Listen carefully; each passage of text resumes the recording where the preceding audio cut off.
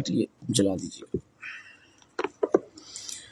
اعوذ باللہ من الشیطان الرجیم، بسم اللہ الرحمن الرحیم۔ وَأَنَّا لَا نَدْرِي أَشَرٌّ أُرِيدَ بِمَنْ فِي الْأَرْضِ أَمْ أَرَادَ بِهِمْ رَبُّهُمْ رَشَدًا وَأَنَّا مِنَّا الصَّالِحُونَ وَمِنَّا دُونَ ذَلِكَ كُنَّا طَرَائِقَ قِدَدًا وَأَنَّا ظَنَنَّا أَن لَّن نُّعْجِزَ اللَّهَ فِي الْأَرْضِ وَلَن نُّعْجِزَهُ هَرَبًا وَأَنَّا لَمَّا سَمِعْنَا الْهُدَىٰ آمَنَّا بِهِ فَمَن يُؤْمِن بِرَبِّهِ فَلَا يَخَافُ بَخْسًا وَلَا رَهَقًا وَأَنَّا مِنَّا الْمُسْلِمُونَ وَمِنَّا الْقَاسِطُونَ فَمَنْ أَسْلَمَ فَأُولَٰئِكَ تَحَرَّوْا رَشَدًا وَأَمَّا الْقَاسِطُونَ فَكَانُوا لِجَهَنَّمَ حَطَبًا وَأَن لَّوِ اسْتَقَامُوا عَلَى الطَّرِيقَةِ لَأَسْقَيْنَاهُم مَّاءً غَدَقًا لِّنَفْتِنَهُمْ فِيهِ وَمَن يُعْرِضْ عَن ذِكْرِ رَبِّهِ يَسْلُكْهُ عَذَابًا صَعَدًا۔ آمنت باللہ، صدق اللہ العظیم۔ وَأَنَّا لَا نَدْرِي، اور ہم نہیں سمجھتے اس کی وجہ کیا ہے، أَشَرٌّ أُرِيدَ، کیا کسی شر کا ارادہ کیا جا رہا ہے، بِمَن فِی الْأَرْضِ، زمین کے مکینوں کے بارے میں، أَمْ أَرَادَ بِهِمْ رَبُّهُمْ رَشَدًا، یا ان کے رب نے ان کو ہدایت دینے کا ارادہ فرمایا ہے۔ وَأَنَّا مِنَّا الصَّالِحُونَ، اور ہم میں بعض نیک بھی ہیں، وَمِنَّا دُونَ ذَلِكَ، اور بعض اور طرح کے، كُنَّا طَرَائِقَ قِدَدًا، ہم بھی تو کئی راستوں پر گامزن ہیں۔ وَأَنَّا ظَنَنَّا، اور اب ہمیں یقین ہو گیا ہے، أَن لَّن نُّعْجِزَ اللَّهَ فِي الْأَرْضِ، کہ ہم زمین میں بھی اللہ تعالیٰ کو ہرگز عاجز نہیں کر سکتے، وَلَن نُّعْجِزَهُ هَرَبًا، اور نہ بھاگ کر اسے ہرا سکتے ہیں۔ وَأَنَّا لَمَّا سَمِعْنَا الْهُدَىٰ آمَنَّا بِهِ، اور جن بھائیوں ہم نے جب پیغام ہدایت سنا تو ہم اس پر ایمان لے آئے۔ فَمَن يُؤْمِن بِرَبِّهِ، پس جو شخص اپنے رب پر ایمان لاتا ہے، فَلَا يَخَافُ بَخْسًا، تو اسے نہ کسی نقصان کا خوف ہوتا ہے، وَلَا رَهَقًا، اور نہ ظلم کا۔ وَأَنَّا مِنَّا الْمُسْلِمُونَ، اور بے شک ہم میں سے کچھ تو فرما بردار ہیں، وَمِنَّا الْقَاسِطُونَ، اور کچھ ظالم۔ فَمَنْ أَسْلَمَ، تو جنہوں نے اسلام قبول کیا، فَأُولَٰئِكَ تَحَرَّوْا رَشَدًا، تو انہوں نے حق کی راہ تلاش کر لی۔ وَأَمَّا الْقَاسِطُونَ، اور جو حق سے منحرف ہوتے ہیں، فَكَانُوا لِجَهَنَّمَ حَطَبًا، تو وہ جہنم کا ایندھن بنیں گے۔ وَأَن لَّوِ اسْتَقَامُوا عَلَى الطَّرِيقَةِ، اور اگر وہ ثابت قدم رہیں راہ حق پر، لَأَسْقَيْنَاهُم مَّاءً غَدَقًا، تو ہم انہیں سیراب کریں گے کثیر پانی سے، لِنَفْتِنَهُمْ فِيهِ، تاکہ ہم ان کی آزمائش کریں اس فراوانی سے۔ وَمَن يُعْرِضْ عَن ذِكْرِ رَبِّهِ، اور جو منہ موڑے گا اپنے رب کے ذکر سے، يَسْلُكْهُ عَذَابًا صَعَدًا، تو وہ داخل کرے گا اسے سخت عذاب میں۔ حضرات محترم بھی آپ قرآن مجید فرقان حمید میں سے 29واں پارہ سورہ جن کی آیت نمبر 10 تا 17 کی تلاوت اور ترجمہ سماعت فرما رہے تھے۔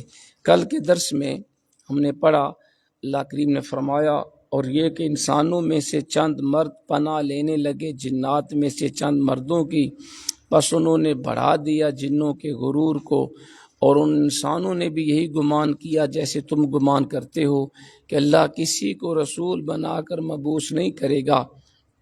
اور سنو، ہم نے ٹٹولنا چاہا آسمان کو تو ہم نے اس کو سخت پہروں اور شہابوں سے بھرا ہوا پایا، اور پہلے تو ہم بیٹھ جایا کرتے تھے اس کے بعض مقامات پر سننے کے لیے، لیکن اب جو جن سننے کی کوشش کرے گا تو وہ پائے گا اپنے لیے کسی شہاب کو انتظار میں۔ کل کے درس میں ہم نے ان آیات کی تفسیر پڑھی۔ آج کے درس میں اللہ کریم جنات کا ہی واقعہ مزید بیان فرما رہا ہے۔ پہلی آیت میں فرمایا وَأَنَّا لَا نَدْرِي أَشَرٌ أُرِيدَ بِمَنْ فِي الْأَرْضِ أَمْ أَرَادَ بِهِمْ رَبُّهُمْ رَشَدًا۔ مجن کہتے ہیں کہ ہم نہیں سمجھتے اس کی کیا وجہ ہے، کیا کسی شر کا ارادہ کیا جا رہا ہے زمین کے مکینوں کے بارے میں، یا ان کے رب نے ان کو ہدایت دینے کا ارادہ فرمایا۔ وہ کہتے ہیں یہ جدید انتظامات دیکھ کر جنات اس کی وجہ معلوم کرنے کے درپے ہوئے، وہ کہنے لگے کہ یا تو اہل زمین پر عذاب نازل کرنے کا انتظام ہو رہا ہے، اس پروگرام کو سیکہ راز میں رکھنے کے لیے یہ سارے انتظامات کیے گئے ہیں، یا یہ کہ اللہ تعالیٰ کوئی نبی مبعوث فرمانے والا ہے تاکہ ان خفتہ بخت انسانوں کو بیدار کر کے انہیں راہ ہدایت پر گامزن کرے۔ ان اسباب میں سے کوئی تو سبب ہے۔ پھر فرمایا وَأَنَّا مِنَّا صَالِحُونَ وَمِنَّا دُونَ ذَلِكَ، اور ہم میں بعض نیک بھی ہیں بعض اور طرح کے، كُنَّا طَرَائِقَ قِدَدًا، ہم بھی تو کئی راستوں پر گامزن ہیں۔ وہ جن کہتے ہیں ہم سب جن ایک عقیدے پر نہیں، اور نہ ہی سیرت و اخلاق میں ہم برابر ہیں۔ بعض ہم میں سے صالح اور نیک ہیں جو کسی کو تکلیف نہیں پہنچاتے، کسی کا نقصان نہیں کرتے، اور بعض فتنہ پرور شرارتی اور فسادی ہیں۔ پھر ہمارے مذہب بھی الگ الگ ہیں، بعض اللہ تعالیٰ کی توحید، اس کے انبیاء اور روز قیامت پر ایمان رکھتے ہیں، اور بعض گمراہ ہیں۔ تو پتہ چلا جیسے انسانوں میں نیک بھی ہیں بد بھی ہیں، کافر بھی ہیں مسلمان بھی ہیں، جنات میں بھی ایسے ہی ہیں۔ پھر فرمایا وَأَنَّا ظَنَنَّا أَن لَّن نُعْجِزَ اللَّهَ فِي الْأَرْضِ وَلَن نُعْجِزَهُ هَرَبًا، اور اب ہمیں یقین ہو گیا ہے کہ ہم زمین میں بھی اللہ تعالیٰ کو ہرگز عاجز نہیں کر سکتے اور نہ بھاگ کر اسے ہرا سکتے ہیں۔ پہلے ہم اپنے سفہاء کے فریب میں آ کر گمراہ ہو گئے تھے۔ اچھا جی، لیکن قرآن سننے کے بعد اب ہماری آنکھیں کھل گئی ہیں، یہ جن کہہ رہے ہیں، اور ہمیں یقین ہو گیا ہے کہ نہ ہم زمین میں اللہ تعالیٰ کو ہرا کر بچ سکتے ہیں، اور نہ یہ ممکن ہے کہ ہم یہاں سے کہیں بھاگ جائیں اور اس طرح اس کے قابو سے نکل جائیں۔ تو ہم کسی طریقے سے بھی اللہ کو شکست نہیں دے سکتے، نہ اس کی حکومت سے زمین کو چھوڑ کے ہم کہیں بھاگ سکتے۔ اس آیت کا یہ معنی بھی ہو سکتا ہے کہ قرآن سننے سے پہلے بھی ہمارا یہ عقیدہ ضرور تھا کہ اللہ تعالیٰ بڑی قدرت اور طاقت والا ہے، ہم اسے عاجز نہیں کر سکتے، اور شاید اسی عقیدہ کی برکت سے ہم نے آسانی سے ہدایت قبول کر لی ہے۔ اور جب ہم نے قرآن کا حقیقت افروز پیغام سنا تو شک و شبہ کے سارے بادل چھٹ گئے، یہ اس کا معنی بھی درست ہے۔ پھر فرمایا وَأَنَّا لَمَّا سَمِعْنَا الْهُدَىٰ آمَنَّا بِهِ، وہ کہتے ہیں جن بھائیوں ہم نے جب پیغام ہدایت سنا ہم اس پر ایمان لے آئے۔ فَمَن يُؤْمِن بِرَبِّهِ فَلَا يَخَافُ بَخْسًا وَلَا رَهَقًا، جو کوئی ایمان لاتا ہے اپنے رب پر تو اسے نہ کسی نقصان کا خوف ہوتا ہے نہ کسی ظلم کا۔ اپنے اہل قبیلہ کو اپنی سرگزشت سنانے کے بعد انہیں وہ جن یقین دلاتے ہیں کہ جو شخص اپنے رب پر ایمان لائے گا اس کی حق تلفی نہیں ہوگی، نہ اس پہ ظلم و زیادتی ہوگی۔ حق تلفی کا مطلب تو یہ ہے کہ جتنے کوئی نیک کام کرے گا اسے پورا اس کا اجر ملے گا، اس میں کوئی کمی نہیں کی جائے گی۔ اور ظلم کا مطلب یہ ہے کہ اسے اس کے نیکیوں کی جزا سرے سے دی ہی نہ جائے، یا اسے نہ کردہ گناہوں کی سزا دی جائے۔ تو فرمایا ایسا نہیں ہوگا، قیامت کے دن تو عدل و انصاف ہوگا۔ مزید برآں اللہ اپنے فضل و احسان کا معاملہ بھی فرمائے گا۔ پھر فرمایا وَأَنَّا مِنَّا الْمُسْلِمُونَ وَمِنَّا الْقَاسِطُونَ فَمَنْ أَسْلَمَ فَأُولَٰئِكَ تَحَرَّوْا رَشَدًا، اور بے شک ہم میں سے کچھ تو فرما بردار ہیں اور کچھ ظالم۔ تو جنہوں نے اسلام قبول کیا انہوں نے حق کی راہ تلاش کر لی۔ اب یہ جن کہہ رہے ہیں کہ ہم میں سے کئی مسلمان جن ہیں فرما بردار ہیں اور کئی مسلمان نہیں ہیں، تو جس نے اسلام قبول کیا اس نے حق کی راہ تلاش کر لی۔ پھر فرمایا وَأَمَّا الْقَاسِطُونَ فَكَانُوا لِجَهَنَّمَ حَطَبًا، اور جو حق سے منحرف ہوتے ہیں وہ جہنم کا ایندھن ہے، جو حق سے منہ پھیرتے ہیں وہ جہنمی ہیں۔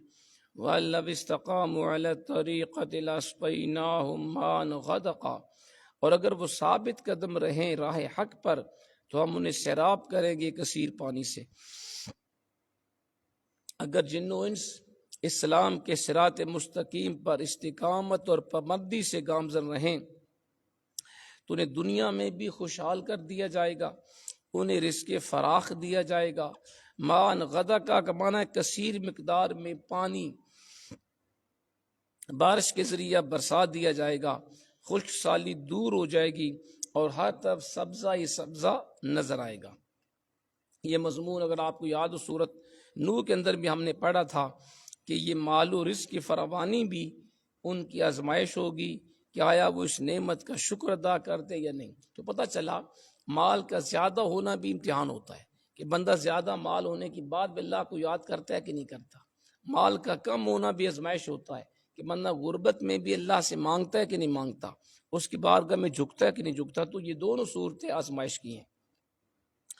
فرمایا لنفتنہم فی، تاکہ ہم ان کی آزمائش کریں اس فراوانی سے۔ ومن یعرض عن ذکر ربی یسلک عذابا صعدا، اور جو منہ موڑے گا اپنے رب کے ذکر سے تو وہ داخل کرے گا اسے سخت عذاب میں۔ فرمایا کہ جو شخص اللہ تعالیٰ کی یاد سے روگردانی کرے گا اس کو شدید عذاب میں داخل کیا جائے گا۔ حضرت ابو سعید خدری رضی اللہ تعالیٰ عنہ سے روایت ہے کہ جہنم میں ایک اونچا پہاڑ ہے جس پر کفار کو چڑھنے کا حکم دیا جائے گا، لیکن وہ اتنا ملائم ہوگا پہاڑ کہ ان کے قدم بار بار پھسل جائیں گے اور پھر ان کو جہنم میں ڈال دیا جائے گا۔ اللہ تعالی ہمیں عذاب قبر، عذاب جہنم سے محفوظ فرمائے۔ الحمدللہ رب العالمین والعاقبۃ للمتقین والصلاة والسلام علی سید الانبیاء والمرسلین وعلی آلہ واصحابہ واہل بیتہ اجمعین۔ ربنا آتنا فی الدنیا حسنۃ وفی الآخرۃ حسنۃ وقنا عذاب النار۔ یا رب العالمین ہم سب کے گناہوں کو معاف